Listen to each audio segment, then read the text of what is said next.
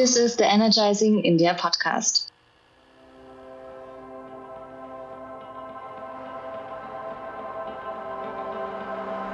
Welcome to the Energizing India podcast. Charge times, battery safety, and affordability are crucial big rocks that stand in the path of faster adoption of electric vehicles globally. In this episode, we engage with a remarkable company in India that is endeavoring to address these challenges in a unique way. Today, we speak with Dr. Akshay Singhal, co-founder and CEO of Log9 Materials, who has an honors in materials engineering from the IIT Roorkee and is also a Forbes Under 30 Asia honoree.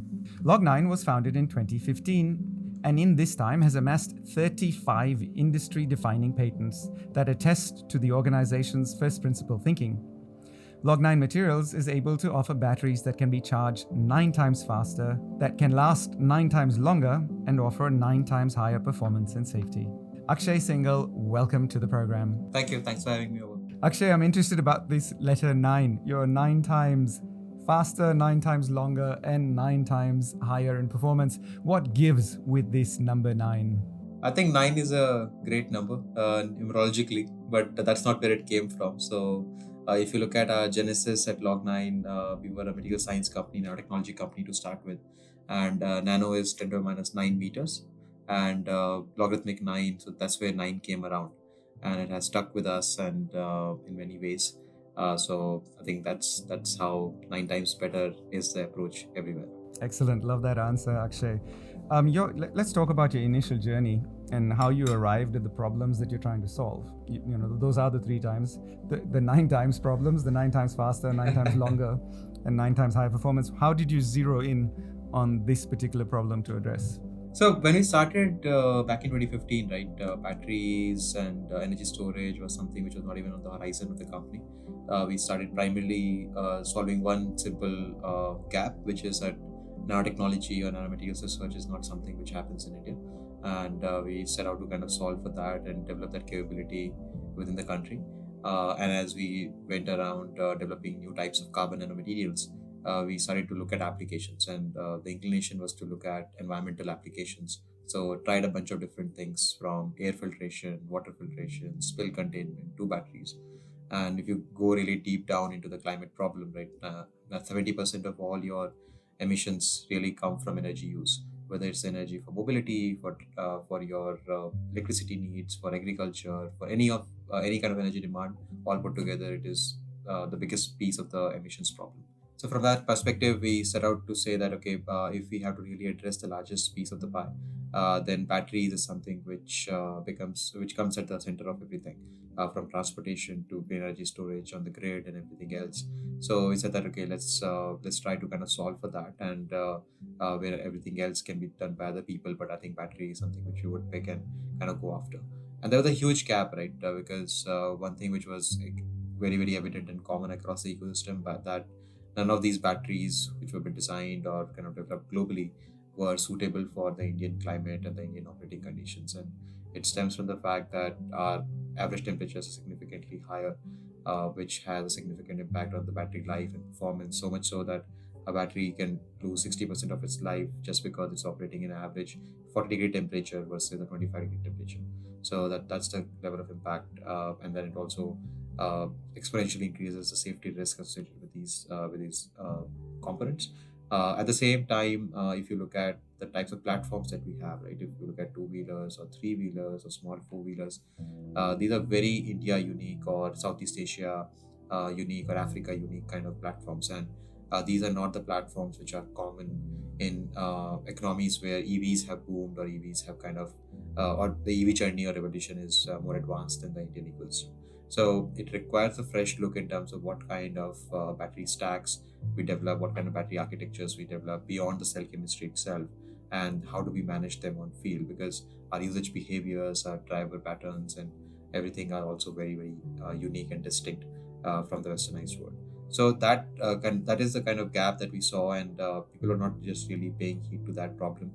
And the idea was that, okay, import the cheapest batteries that are available out there, sell it to the customer, keep on focusing on just lowering cost through various hacks and measures, whatever can be taken, whether right or wrong, and then It's at the end of the day the problem of the customer, how do they deal with it. And that's what happened with initial EVs which were put forward in the market, whether for personal use case or for commercial use case. If you look at the period between 2018 and 2020, 2021, right, a lot of commercial fleet operators have suffered from poor life and reliability of batteries in their vehicles, so much so that while the vehicle was okay to run, right, the battery just failed within 2 years, 2.5 years, or even less in that in some cases. And then the vehicle was just standing. They were not able to pay back the EMIs for the vehicle. They were not able to use it, and it was just too costly to buy a new battery out there. Right, so that is the big challenge, and the approach that which is the old approach of automotive in terms of making a product and just selling and forgetting about it, and the customer will deal with everything else. I don't think that works in the EV scenario, and that requires a very holistic approach in not just improving the tech, but managing the technology and the product as it goes out in the market. So Akshay, unlike some of the other companies addressing this problem, you are not creating a closed loop system. You're actually using the CCS protocol to charge your batteries. Can you talk us through why that decision took place? I think intuitively, I think we all know it's because you get access to the whole network that exists. But were you at a fork at one point where you had to decide, and what was the process you went through to decide on whether you want a closed loop system like Apple or an open loop system like Samsung that allows you to access everything? I think very naturally from a capitalistic point of view, right? If we hadn't seen the way things have happened in mobile devices, right, we would have also probably taken the route of making a closed loop system. But if you look at that journey over multiple couple of decades, right, it has transitioned to more and more standardization and common protocols coming our way. And no matter how much the companies want to make a closed loop system, eventually they have to open up to expand utilization and expand growth of that ecosystem. And even Tesla started with a closed loop system, but now superchargers have been opened up to a larger, so to say, usage base across Ford or other companies and stuff like that, right? And that was already happening when we had to make that call. And we decided that it makes more and more sense to kind of leverage the existing public infra, because that's the only way utilization can grow on that infra. And never, like in general, the utilization on charging infra has been low, and that has been one of the biggest challenge for its growth, because whoever is deploying it is essentially losing money, right? So from that perspective, you really have to make money out of chargers. They have to be above a significant utilization, and that's what's just not happening in the ecosystem. And if everybody tries to introduce their own protocol, then nobody will ever reach that kind of parity utilization in that sense. So we really actually, when we took that decision, we even made significant compromises, right? So from that perspective, that our batteries can be practically charged in less than 10 minutes time, right? But just because a certain amount of power is available on the infra, we decided to offer 12 minutes on two-wheelers and 30 minutes on three-wheelers and 40 minutes on four-wheelers, while the battery had the capability of all batteries all across platforms had the capability of charging in 10 minutes. But that's not really required. I think 12, 30 and 40 minutes on these respective platforms is pretty good enough as compared to the competition and what is available in the market today. But at the same time, it doesn't require a new infra, a new high power charging ecosystem to come around, and we can leverage the public charging infra itself. Also, one of the more important things to solve for in the fast charging regime that we saw, and this came from a personal experience, right? So we got a MG ZS and one Hyundai Kona early on in the company, right? And as we were trying to use these vehicles, and because fortunately we had DC fast chargers installed in our campus, right, we were always charging these vehicles fast, and these vehicles would go back to the workshops every 2-3 weeks or 4 weeks, right, because the batteries would get disbalanced. So after a while, we started to ask the question that why is it happening? Why is it kind of getting disbalanced and the battery stopping to work? So they said that fast charging is a feature. It is not a utility. It's a feature that once in a while you have to go out somewhere and you need to pick up quick charge. You can do it, but doing it every time is not something which is recommended, and it significantly affects your battery life. It significantly affects the balance of the balancing of the pack itself, and you should not be doing it, right? So that is one thing which we figure that that's such a misnomer. Like, you cannot claim your battery to be fast charging if customer has to kind of do it just once in a while, and he cannot do it every time. So that was one of the other design features that we brought in, that okay, it is more important to provide consistent fast charging than to kind of keep on reducing the charging time itself, because if it's once in a while, it doesn't really matter. And especially as you're building for commercial users, charging fast is something which should happen every day and not once in a while kind of a scenario. So how do we offer at the same reliability, the same life, the same performance, even when 80% of the times the vehicle is being charged rapidly and not just once in a while? So I guess you're a battery company that is making its own cells and cell packs, and then enabling OEMs downstream to be able to provide their customers a faster charge experience using a public charging network. So quite an interesting solution that you have here. How many OEMs are you working with already at Log9? So we are working with almost 14, 15 OEMs. We are available in the market with six of them. Others, we are at different levels of integration, homologation, and design phases. The approach that we are taking, and also what we, as we found more and more of these gaps in the ecosystem, that the way the organization is building and scaling is in the sense of a one-stop shop for commercial EVs. So while we leverage our capabilities on the battery tech side, but it's really providing a full stack solution to the end customers, primarily fleet operators who are driving the e-commerce growth and the general commerce growth in the Indian ecosystem. That how do we become a one-stop solution provider to them, where we are able to advise them what kind of vehicle, which OEM's vehicle with our batteries should you be leveraging, whether how many two-wheelers would you need for the service, how many three-wheelers would you need, how many four-wheelers would you need, and how can you kind of run that entire fleet more and more efficient. One thing that we did was we built in significant data layers in our battery pack design itself. So we dynamically collect terabytes of data every day from the vehicles on field, and that gives us not only information of the utilization but also where they are being utilized, what is the health of the battery, matching it with the digital twins that we have on the cell side and the battery side, and then predicting their residual value. So it provides a very holistic ecosystem for the end customers, which are our fleet operators, and enables them to focus on what they do best, which is managing drivers, providing services, ensuring that deliveries happen on time and the uptimes are maintained. Right. So that is what we have been able to enable, and that kind of creates a lot of sort of the customer love, which was missing in the EV ecosystem. People were really getting wary of using EVs, and they say, okay, people have shown us very nice, happy numbers on Excel math that, okay, this will be the TCO per kilometer. But if the vehicle stops running for 3 days in a month, I'm anyway losing all my profit.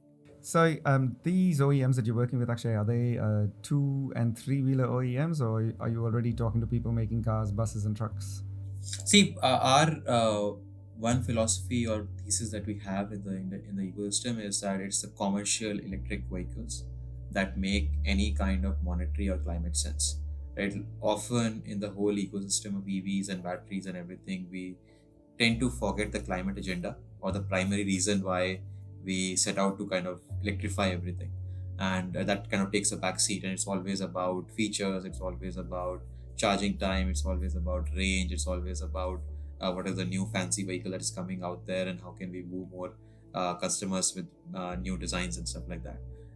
The real sense of doing electric comes from when you're solving for climate and when we are able to reduce the cost per kilometer, to bring in efficiency. So that becomes critical, and that we only see happening in the commercial EV space and absolutely not happening in the personal use case, because the utilizations are so low. The average distance driven by a normal Indian is 22 kilometers per day, right? Which does not justify any kind of higher upfront cost or higher, so to say, carbon emissions in the manufacturing process of a battery or a EV, right? Because you will never be able to hit parity with a fuel vehicle with that.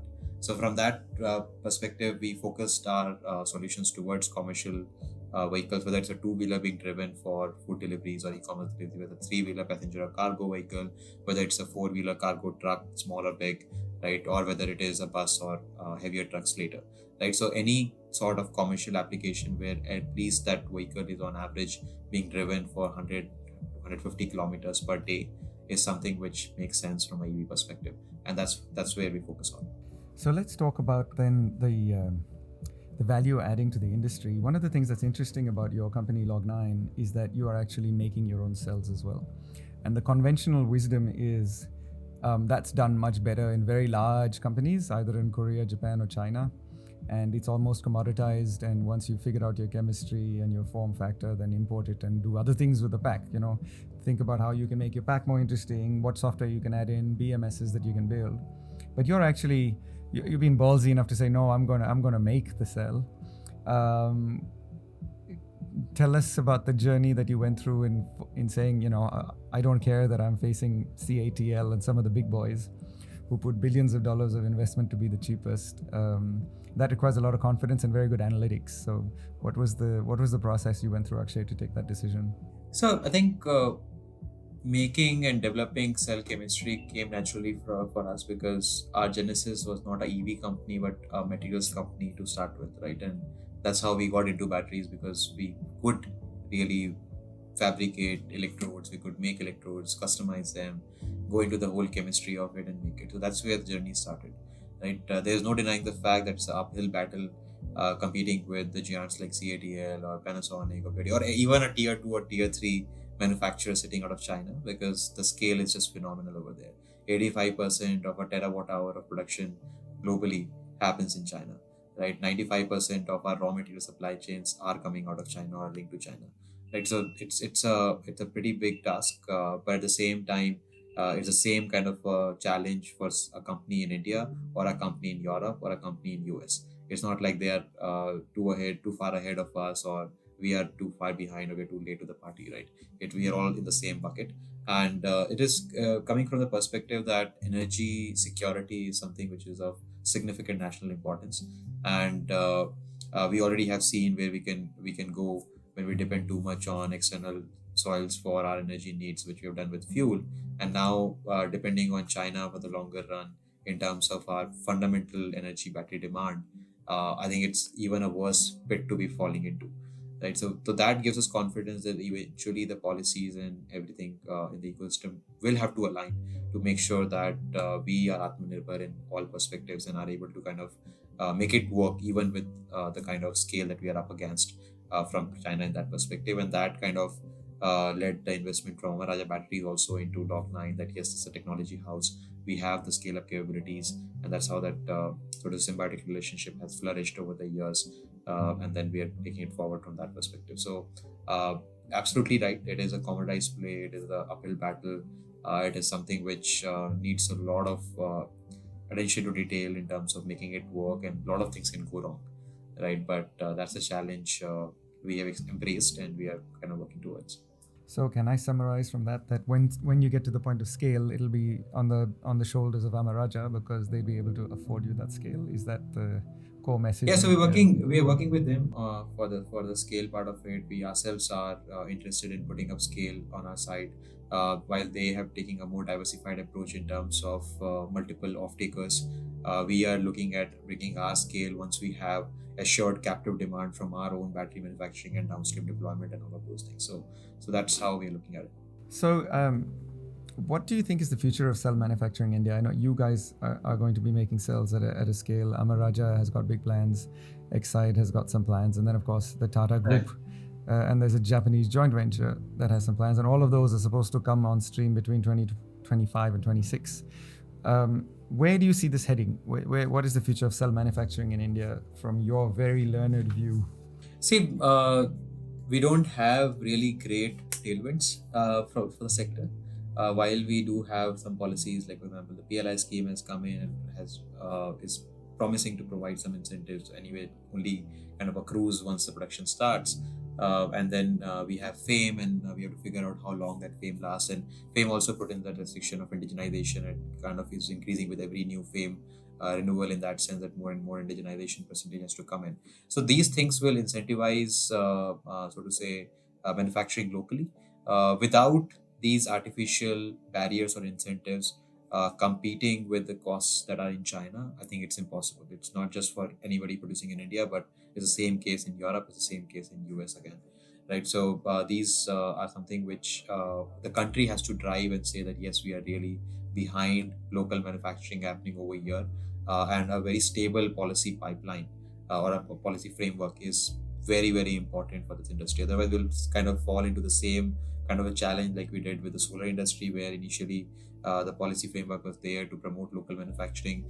Somewhere in the middle, we realized that we are not able to scale enough with the local manufacturing itself, and we opened up the borders for Chinese dumping to happen, and then it killed the local industry. So those risks loom on the lithium industry as well. But I think the government is more and more, so to say, pragmatic with this issue this time, and I'm very hopeful that we'll have a stable policy framework to kind of promote local manufacturing of lithium-ion batteries here. So let's talk about that stable policy framework then, Akshay. What do you hope for, aspire for from the government of India in terms of this stable policy framework that is in some forms a leverage or a protection to ensure that companies that are investing in cell manufacturing in India will be viable? So I think going particularly from, let's address one piece by piece, right? Like if you look at the PLI scheme, that is very important for things to make work.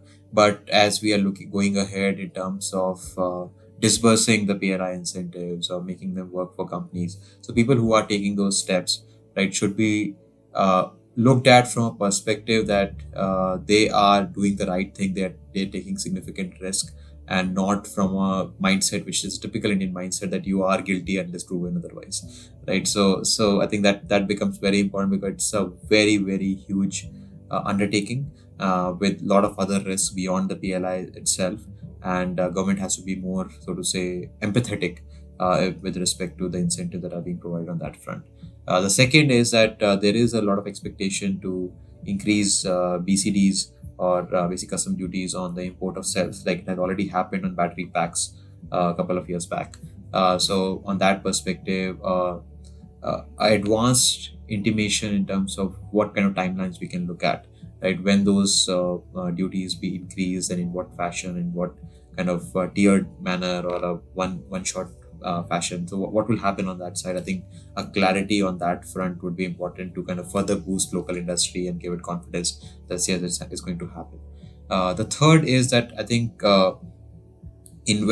providing incentives once everything is done. Yes, it's okay. Whether it's PLI or whether it's FAME or whether it is BCD and all of those protections. It's one when you already invest and go forward and kind of make something, it kind of accrues, right? But where do you start, right? For example, if you look at whether it is EV or battery manufacturing or whether it is the vehicles itself which are being produced or any of those things, they have not still been included in the priority lending sector, right? And unless and until it comes in over there, the banks have no incentive to look at a nascent and a more riskier segment of the larger industry to kind of support it and financing institutions to come in on that side. So that has been long due and long pending from that perspective. So I think these are 3-4 things which I would request to kind of happen more. And then a fundamental issue in our ecosystem, which is about lack of available, so to say, grants and funding from the government side for funding research, which cuts across industries and cuts across sectors in that regard. I think there have been some recent announcements in the Prime Minister's speech regarding creating some corpus around research funding and long-term, very long tenure loans for research investment and all of those things. So would really love to see it materialize and kind of start taking shape quickly. So Akshay, you and Log9 have been at this almost 8 years now.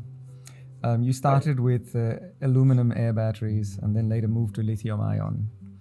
I want to ask you 2 questions. First is the obvious one: why? What was your findings in aluminum air versus lithium ion that took you down this road? And secondly, going back to the Atmanirbharta, the opportunity to be self-sufficient in this space, where do you think the evolution of battery chemistries is going? Does sodium ion look interesting to you? Do you think you go back to aluminum air one day? Or is there something beyond that, that doesn't use precious materials and doesn't need us to rely so much on China, even for raw materials?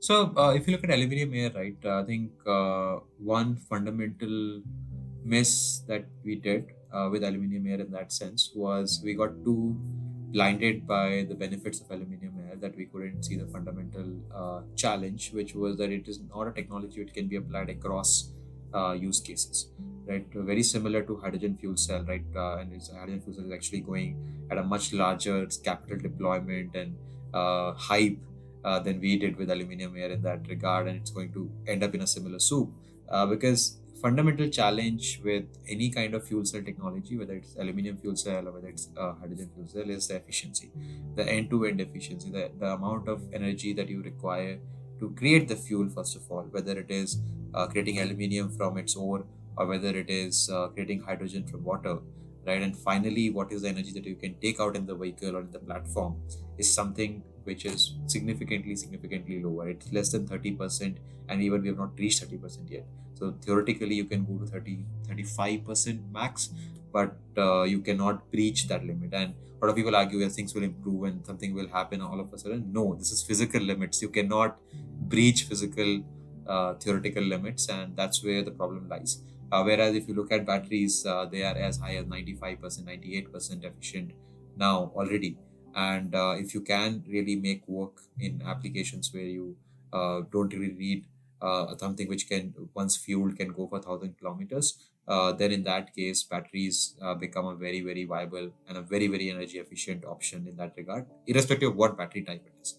Right? So that's where fuel cell technologies don't really make a lot of sense for mobility applications, and people keep on trying hydrogen fuel cell also for three-wheelers, and God knows for two-wheeler also, and then a lot of bus applications have been done. City buses don't need to go more than 200 kilometers, and they don't run more than 200 kilometers. Why do you need a hydrogen fuel cell over there? I can't really just start to fathom why there's so much of push for that.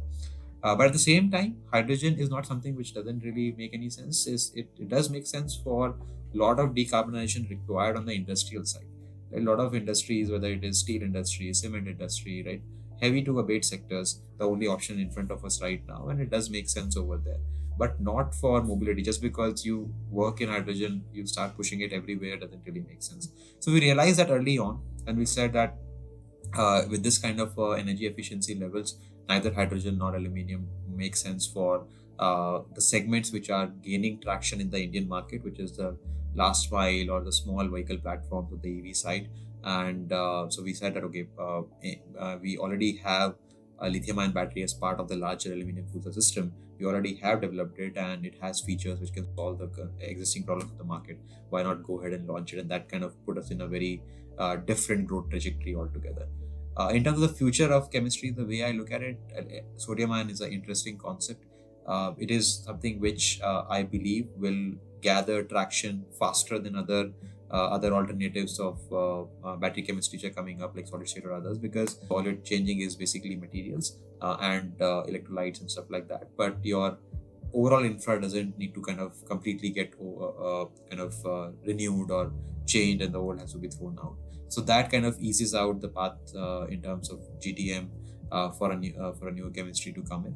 The only thing that has to be seen is that while sodium ion has the potential of providing very cheap batteries, especially for stationary applications, because I think energy density is still a big question mark when it comes to sodium ion, whether it will be able to suffice for a mobility application where you need longer range. But the challenge really is that lithium ion has seen that cost correction over a 3-decade period, right? So while sodium fundamentally has cheaper materials going in, but there are a lot of supply chain premiums right now sitting over there. So if you make a sodium ion battery today, it will not. It will be at least twice as expensive today to make it as compared to a lithium ion battery. And while it can see that downward curve, but do we really have the patience and that patient capital available in our ecosystem or in the general ecosystem to see that kind of downward trend over the next 5-7 years that it will take? So those are the kind of risks in terms of sodium ion. But otherwise, I am very hopeful that chemistry would make a lot of sense from an Indian perspective, from stationary energy storage perspective, and there will be a lot of movements in that sector. So you brought up a very interesting term, Akshay. You said patient capital. And I'm sure there's lots of founders like yourself who really hope for having patient capital. In your journey from 2015 today, with all your capital raises, would you say that Log9 has had patient capital on its investment? I think it just doesn't exist in India in general. So you're under pressure to get stuff more out on time. Yeah, you have to make work with whatever is available in your ecosystem, right? We can always be comparing ourselves from a European or a US setting or a Chinese setting for that matter. But we are here. We have decided to build here, so you have to kind of work around with what's available.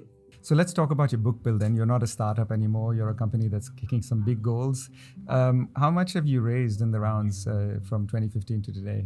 So we've raised close to $50 million in equity so far.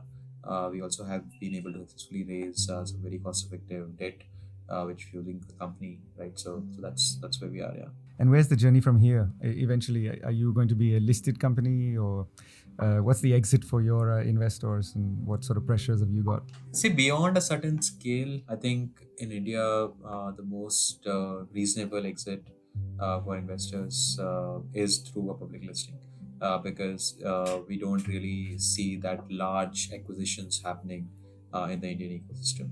Unless there is a large player outside India who's willing to come and set up shop and do it in organic way by acquiring a large player over here. But those examples are far and few.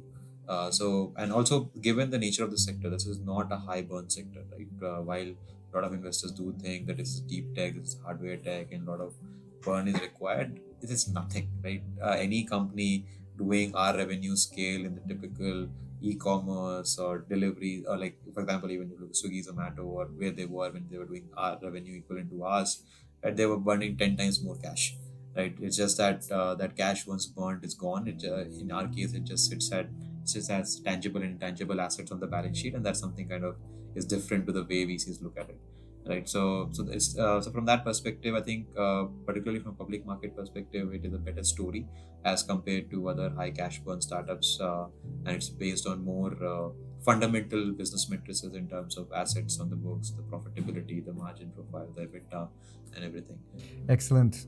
We enjoy speaking to many startup founders such as yourselves on this program because you bring so much knowledge and clarity in your journeys. But one of the things that has struck me through all of the episodes we've done is most of the smart startup founders we've spoken to are from Bangalore. And so I want to ask you my pet question. What is it about Bangalore that attracts and retains the smartest people in India in the energy transition sector? In any sector, I would guess, I think what Bangalore provides is consistent weather throughout the year. So you're not cribbing about heat and cribbing about cold half the year, and the other way around. So I think better environment to work in. But also what Bangalore provides is that innovation culture. Like traditionally, also if you look at Bangalore, right, Bangalore has been a hub of research and development units, whether governmental or other MNCs coming and setting it up here. So that ecosystem exists, and that kind of a network base of suppliers or vendors or, so to speak, the talent pool itself naturally exists in Bangalore. So that is what kind of fuels the growth of the ecosystem. Excellent. My final question then, Akshay. What are your aspirations for Log9? Where do you see yourselves 5 years on from today? I think if you look at the commercial EV market, it's a huge market opportunity. I'm only looking at commercial EVs from that perspective because that's where the highest adoption rates exist, as well as as I mentioned earlier, that is a segment which makes sense from a TCO perspective, from a climate perspective.